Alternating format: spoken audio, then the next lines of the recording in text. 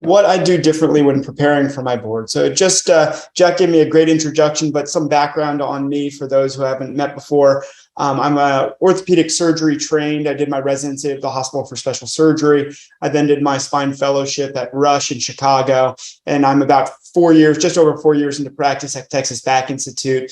Really 100% minimally invasive, endoscopic, motion preserving type practice. I have a lot of partners who like doing big deformities and trauma and tumor, and I'm more than happy to share those patients with them. And then I am ABOS board certified on my first attempt. And I'm going to talk to you today about kind of my impressions of that process and perhaps what I would focus on if I was doing it again, which fortunately I never have to do. So, obviously you can get to spine through two different paths, through neurosurgery and orthopedics.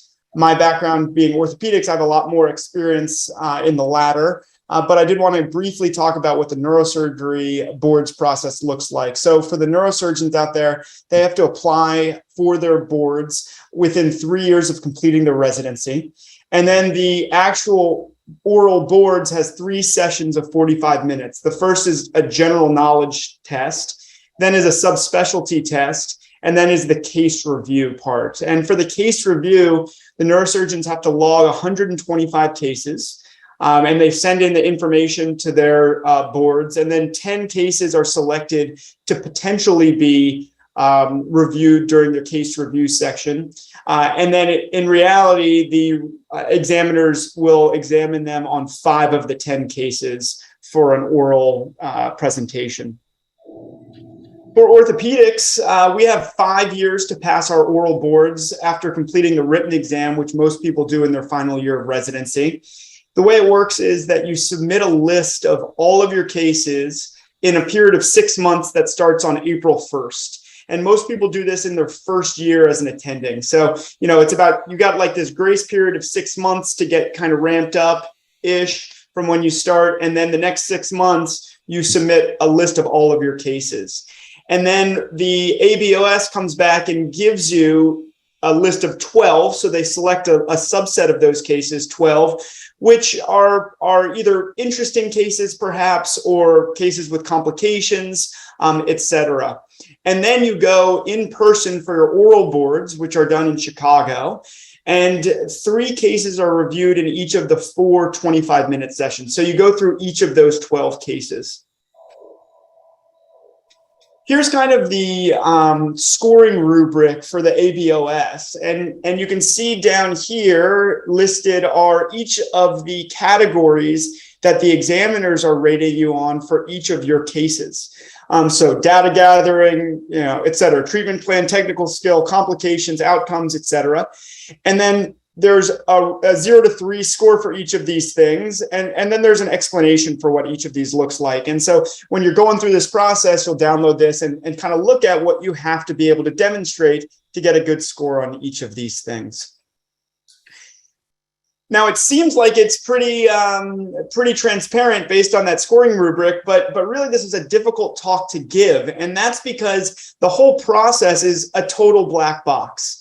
So you submit your stuff, they tell you what cases to present, you go there, they ask you questions, they're like total poker face the whole time. And then you get essentially no feedback other than either you passed or you failed. And so the challenge here is, yes, I passed, but I don't really know what maybe I got dinged on and what I was particularly good at. So I talked to a number of my colleagues who took the board same year as me, and we put together a list of things that we think are good practices for passing the boards. By the way, this is just an aside. I think it's a huge wasted opportunity that the ABOS has these, very established, renowned spine surgeons reviewing our cases. We're young spine surgeons who want to learn and figure out how to get better. And it's a real wasted chance for them to give us some feedback and teach us maybe what they would have done differently, et cetera. So if anyone out there is making the rules, I think that would be wonderful. So here's what I think that you should focus on when preparing for your board. So the first is documentation. And clearly documentation is so much fun. Look how much fun this guy is having typing into the computer there. The key is to write comprehensive notes. One thing to be aware of is if you are at a teaching institution and you have residents or fellows working under you, or perhaps PAs that write notes, those notes, if you're co-signing them, that's your documentation. And so it's really important to read those notes and make sure that they're thorough and accurate. In your notes, you should always explain your rationale for doing things. My notes in general are pretty comprehensive, but during my boards, they were like textbooks. And so when you're talking to a patient about surgical options, really going into detail about what are alternatives, et cetera. For instance, if you have a patient with 4 or 5 spondy, stable spondy, and a facet cyst, and you're going to either decompress alone or fuse, it's important to talk about in your note, the pros and cons of each of those, that you talked about it with the patient, this is the decision you came up with, and that they're comfortable with that. Off-label use, we were kind of talking about that in one of the earlier sessions. It's very important to talk about off-label use. I did a cervical hybrid in my boards collection, which was, of course, selected. And it was very important that I said, hey, I had this conversation. It's off-label use, but here's why I think it's relevant and it's a good idea for this patient, and they agree, et cetera. And then it's important to have good follow-up. So, in general, as you get busy, it's easy to forget about patients and they kind of get lost to follow-up. But that's going to turn around to bite you in the rear if, especially, you've done something maybe off-label or something like that, and you don't have full follow-up. So actually, my cervical hybrid, I lost him temporarily to follow-up. Turns out he's done fantastic, but I only had 2-week follow-up for my boards. And so I was a little bit uncomfortable for that, but fortunately, it all worked out. So anyway, really trying to contact these patients, getting outside records if they get admitted elsewhere, et cetera, will be beneficial. Keep your indications tight. This is good advice for the rest of your life, not just during boards time, but you're really going to be under scrutiny. So, the front page of the newspaper test is a good one. Would you be comfortable having your decision making on the front page of the newspaper, or would you be comfortable presenting this case, at NASS or Seattle Science Foundation or something like that? Would you be proud of your decision making? That's a good litmus test. If you're looking for guidelines, NASS puts out clinical practice guidelines that will give you kind of almost like the Cochrane Review version, of what you can do or what the literature supports in a variety of situations. So they have one for surgical treatment of spondylolisthesis. And so as long as you're working within those guidelines, and those guidelines, you can justify many different things, but as long as it's evidence-based, then that's okay. Just be aware that even though the collections period is 6 months long, that doesn't mean you're off the hook either before or after, right? So if you operate on a patient before the collections period starts, they have a complication, then you operate on them during the collections period, that previous surgery is fair game. So that's discoverable, if you will. And then similarly, if you do a case during your collections, and then they have a complication down the line before you defend, all of that stuff is discoverable too. So you really got to keep your indications tight and keep your documentation good all throughout this entire process. Phone a friend. So, I'm very fortunate. I work at a big practice. There's plenty of people I can ask for advice and help. When in doubt, ask your mentors for advice. Run these patients by people. And then you can even document that you had these conversations. These were the considerations, and this is why you decided to move forward. And I think that kind of validates your decision-making additionally. If it's a difficult case, technically, you can also have someone senior scrub in with you, and that can be helpful just from a learning perspective, as well as keep you out of trouble. Furthermore, at least in orthopedics, if there is another orthopedic surgeon scrubbed in with you, that case is not necessarily one that you have to report to the ABOS. So certainly you don't want to be hiding things, but if you do this with someone else, then, perhaps they're the primary surgeon and you're assisting or something like that. So this goes into kind of fair game surgical techniques. So what you should and shouldn't be doing during your boards on your collections. And this is very gray, right? So it really depends. I kind of put this out there, but as long as you can justify things with data, then you theoretically should be able to do them, with the big asterisk that many of the examiners are kind of mid-career or later orthopedic surgeons. And so you should be prepared to justify any non-traditional type techniques that you're using. So I kind of simplified this into green light, yellow light, red light. So green light, traditional techniques, open laminectomy, open posterior lateral fusion. I think that those are very well established techniques. On-label product use, you're never going to get dinged for using things on label if your indications are appropriate. Maybe the yellow zone is tubular decompressions and fusions, lateral lumbar interbody fusion, although I did all of that during my board collection. But you just have to realize that that stuff is oftentimes going to get selected, and you just have to be able to justify your decision making with data, which you clearly can do.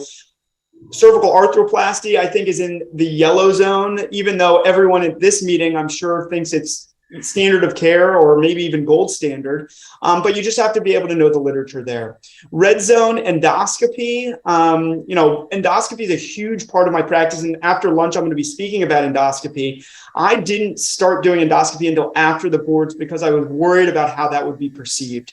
Now, that doesn't mean you absolutely can't do it, because I think the data is there, but I didn't want to have to justify my decision-making to folks who'd never been exposed to it. And then I think lumbar arthroplasty is probably a similar situation. So I didn't do any lumbar arthroplasty during my boards collection because I was concerned that it would not be well received, unfortunately, by my examiners. Doesn't mean you absolutely can't, but I think if you do a lumbar arthroplasty on your boards collection, it's almost certainly going to get selected. Owning your complications. So inevitably there will be complications. That's the nature of the profession we've chosen to be a part of. Don't, you want to run away from complications because you feel bad, you're embarrassed. It's not something you want, but you've got to smother these people in love and attention. So treat your complications assertively. Everybody knows that we get complications, and how you respond to those complications is really important. So see the patient frequently and document frequently and thoroughly how you're treating these complications and why. And then my last slide here, surviving the exam itself. So you got to stay cool. So the ways to do this are, one, be really confident about the information. So know your cases inside and out. I had, I think, over 1,000 pages of documentation, PDF, for my 12 cases total that I had to go through and know every single thing and all the lab values and stuff like that, because you don't have time to refer back to that stuff, and you can't bring that stuff into the exam with you. You should know the steps of every surgery. So that was one of the questions I got asked. I had a posterior cervical framotomy, and the examiner asked me, what are the steps to doing it? And, you got to know the steps to how you do your cases. So make sure you know all the steps. Know the anatomy inside and out, and then know the literature. So I created a Word document that was 80 pages long with abstracts of all of the studies that justified my decision making, so that I could easily kind of refer to the existing literature when justifying my decisions. Keep your initial verbal summaries brief. You got to get through your cases. If you don't get through them, you fail them. And so, keeping your initial verbal summaries very high level, and then let the board examiners come back at you with questions and guide the conversation where they want to take it. Don't get frazzled if you're asked random or pointed questions. I certainly got some of these. It is what it is. Remain humble and respectful. It can be easy to think oh, I know what I'm talking about, but you really want to not take stuff personally, not get defensive, be very respectful. And your job is to show your knowledge while not coming off as a jerk, which might be easier for some of us than others. So that's my talk there. Any questions about boards? Any questions from our people who are looking forward to taking boards? Okay. Peter, thank you. And we'll see you after lunch and the lumbar.